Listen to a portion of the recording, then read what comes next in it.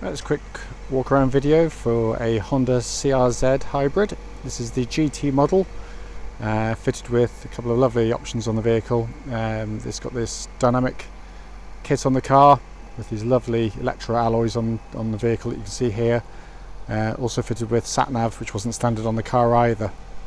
But a lovely looking car, 42,000 miles on the vehicle, and in really lovely condition. All the lenses here on the front, you can see here, absolutely spot on. There's no cracks or damage to any of the lenses there, including the fog lamps lower down. Bonnet, very clean. Any stone chippings, absolutely minor. Near side front wing, clean, can't see anything on there. And front alloy looks absolutely superb. Front tyre looks, again, almost like brand new. Coming down the flank of the car, there's not a dent to be seen. I can hardly see any mark. I'm sure if you get a magnifying glass out, you'll see something, but really you have to look very hard indeed. The car's in wonderful condition there. As you can see down the flank there, very crisp indeed. Rear alloy wheel, absolutely like new. And again, the tyre's got virtually new tread on there. Come around the back of the car, you can see that little lip spoiler on the back, which really just adds that extra little bit to the stance of the vehicle and makes the car look absolutely super. But again, the rear bumpers, I can't see any marks on there anywhere. This is a 1010 plate car. Obviously this is probably originally from Northern Ireland, I'd guess the number plate there on the car. Flank on the side there again, absolutely as clean as a whistle. It really is, no marks, indentations or otherwise. Rear alloy and tyre again, like new, like the other one. Alloy, very good indeed. Only mark I can see, got a tiny little curb mark there and one just there, but I'm nitpicking. And then down the flank of the car, again, absolutely as clean as you could ever expect to see. And again, front alloy, really good, and the tyre, again, absolutely tons of tread. But the exterior of the car's looks absolutely superb condition. Any marks you're going to have to look very hard to try and find. So coming into the boot area of the car now, you can see the tonneau cover is here and intact, so just pop that back. But the boot area itself, all in very good condition. Surprisingly big boot, easily enough for sort of a couple of sets of golf clubs if you wish. And the rear seats are obviously they're almost sort of a token gesture really. You see there you've got fairly limited leg room to say the least. I don't know why they bother putting the seat in, but obviously drop that tab down, push that, and you end up with an absolutely huge boot, especially obviously if you remove the tonneau cover there. Near side door card, absolutely super condition again. Just pan around here, you can just see the interior of the car, obviously full leather interior, all the leather works in really fabulous order, it really is. Very comfortable front seats, but as I said, any signs of wear, it's absolutely negligible. Car comes with a set of original Honda CRZ mats as well, which is a nice thing on the car. Up above our head, got this big glass panoramic roof, and you've got a blind there.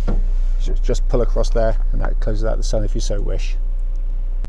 So inside the car now, engine running as it has been all the way through. Just going to pan around the dashboard for you, but there's no marks on the plastics, absolutely super condition. Sat nav there, all fully functional. Climate control switches and buttons, air conditioning pumps out absolutely ice cold air, and obviously your engine start button there as well. Down below here, you've got USB port, little jack lead there, auxiliary ports, cup holders, and your heated seats there as well. But again, all absolutely super condition. Gear lever, again, beautiful condition. And you've got a full 6-speed gearbox on these CRZs. Coming across, multifunction steering wheel, audio top left, cruise top right, hands-free functions on the bottom left there, and information display on the bottom right. Dashboard of the vehicle just shows engine is running, as you can clearly see. We've got 42,209 miles recorded on the car, and no warning lights on the vehicle as you'd expect. To the right here, electric window controls, and you can turn your VSA off if you so wish. And then you've got your 3 different settings for the running of the engine: econo, normal and sport. I'll talk more about that in the following road test of the vehicle. But just to say, interior of the car, absolutely beautiful condition. It really, really is. They're wonderful cars to drive, and it's a fantastic cockpit here.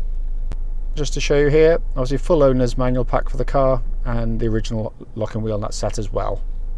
Finally, just the service history of the car. I mean, it's been kind of ridiculously over serviced, but you know, we've got services there at 4,000, 12, 20, 25, 28, 34 and 42, so 7 stamps in total in the vehicle. There's a video for a Honda CRZ. This is the GT version, so top of the range, and if you've seen the walk around video, you know this one's a very high spec one because it's got pretty much all the options available for it, or pretty much close to it as well. This car's registered NFZ3425, which is a 2010 car, and it has just 42,000 miles. Sorry, 42,189 miles. Reason we do the road test, very simply, is we sell to customers from all over the near continent and all over the UK now, and we like people to see the cars in operation prior to coming to see us. As I always do, we'll start with the engines on the car. There's brilliant engine in this. Obviously it's got the IMA, integrated motor assist hybrid system, but the engine is spot on. It starts absolutely first crank, just very sweet revving, lovely engine note to it as well. It really encourages spirited driving, but it's been beautifully looked after, and is a perfect example of one of these engines. Clutch on the car, very smooth, totally squeak free or click free on the clutch pedal, bites absolutely perfectly again, and then that goes through to this absolutely superb gearbox. One of Honda's very best gearboxes, you know, probably second only or third possibly to the S2000 and the DC2 Integra. Short and throw, brilliant synchromesh, beautifully judged, perfectly shaped as well, but it's just the directness of the linkage. It just feels like it's gone straight into a box underneath, which clearly it isn't because it's front wheel drive, but it is one of the very best gearboxes you'll ever get to use. You know, it utterly encourages driving, which is a rarity in a lot of the cars these days, but more of that in due course as I get further into the test drive. But in essence, powertrain, engine, gearbox, clutch, absolutely faultless, you know, just perfect. I've basically just driven this car back from where we bought it, done best part of 130 miles in the car, and can't fault it in any way. The brakes are absolutely right at the top of the pedal. They bite beautifully. There's no vibrations or pulsing back through the brake pedal, even at high speeds. The car tracks bullet straight. There's not a hint of vibration back through the steering wheel at any speed, even sort of motorway speeds. So you know, it's absolutely, you know, super order. Very quiet on the motorway as well. Wind noise very well suppressed. That would suggest that again there's no damage to any kind of seals. Window and windscreen have been fitted well. But they're good cruisers. They drive very nicely indeed. Steering, suspension on the car work beautifully together. Really nice power steering setup, nice and quick in operation. But if you can hear a rattling, that's my flask, unfortunately, so I don't think there's a noise in the car because there isn't. Yeah, I mean, it's just it's got a sharpness to the chassis, but without any harshness to it at all. It rides very well. You're going to hear it going over the bumps, but it's well damped, very well controlled. But again, it's so spirited and such a rarity in a world of worthy but pretty dull cars. This one's actually got a real character about it, which I truly love.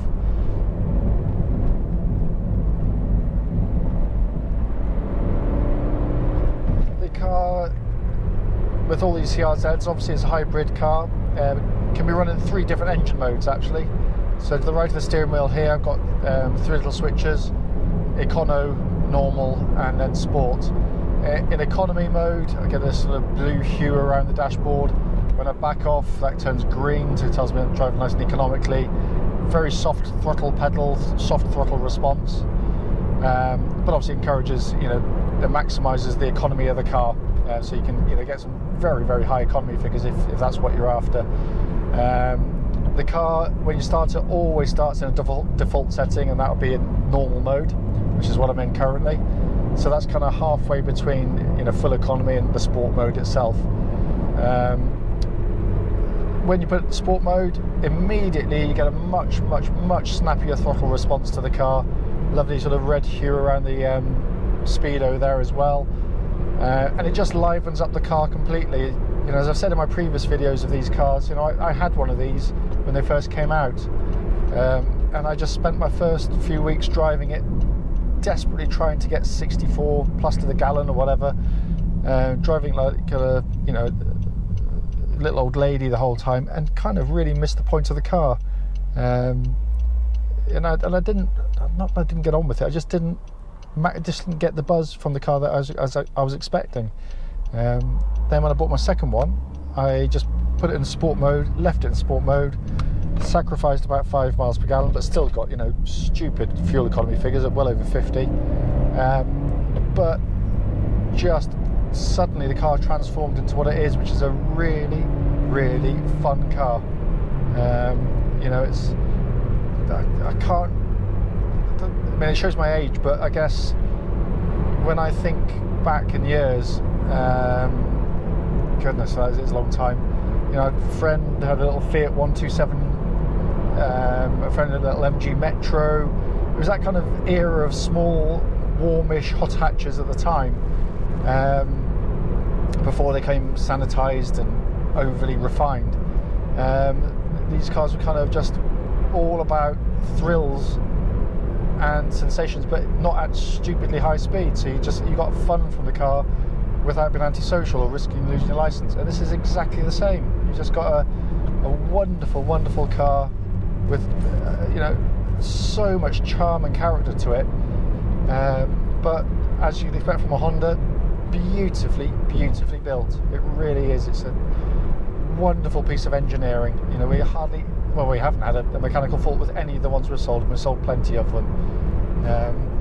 Looking inside the car, in absolutely stunning condition. We've not valeted it yet. It's only just come in. To be honest with you, it doesn't really need it. It's been kept in beautiful condition. Dashboard, just again like the rest of the car, it's just, you know, it's unique, but it works beautifully. You've got nice clear sat-nav system there, works all very nicely indeed. Nice high quality plastic and interior trim on the car, beautifully bolted together. And then you've got this dashboard, which it's just so interesting to sit behind. It's, you know, it's futuristic, it's fun, but it's not a gimmick. You know, it works at what it's designed to do, and that's to sort of give you the information. But what I like is the fact that you've got this kind of symmetrical thing going on here. You've got these little 3 switches for your you know, heated screen and heated screen, so the ventilation and the heated rear window and recirculation there. But you've got identical switches on the other side, but operating the modes for the engine. And I just love that. That harks back to a lot of other Hondas, but it's all around your fingertips. Ergonomically, you're literally just pulling your hand a fraction away from the steering wheel, and the quality of the controls is just extraordinarily well made. You know, the switches just all have that beautiful actuation to them. You know, even the temperature one there, it's just so well made. It's beautifully done. And then of course you've got this fantastic dashboard, lovely dominating rev counter with this kind of floating miles per hour speedo readout as well, which is such a nice design, so simple, so easy to assimilate the information. And it's all working absolutely perfectly in the car. Then we've got obviously your usual, your temperature gauge, which is a third of the way up, which is where it needs to be on the Hondas. Sorry, temperature gauge, the fuel gauge on this one, which is where it needs to be. But you've also got other information related to the hybrid system, and you've also got the option to scroll through different menus on the right hand side here, sort of how much fuel you got left, average MPGs, and then you've got your hybrid, you know, whether it's going to the engine or whatever it happens to be doing at that particular time, which is quite nice to look at. Further down we've got, you know, auto lights and auto wipers, and this multifunction steering wheel with, you know, cruise control, hands-free functions. So it's all, you know, it just fits like a glove. It's a brilliant car. I'm horribly biased, but I genuinely believe this is going to become a future classic. You know, not by dint, not only of it's, you know, it's a worthy Honda car as always, but it's a brilliantly fun car to drive. And of course, due to its low tax banding, very cheap to run as well. So in essence, the test drive was really just to show the car in operation. If there's anything wrong with it, I would tell you, but there is nothing at all. It drives absolutely beautifully.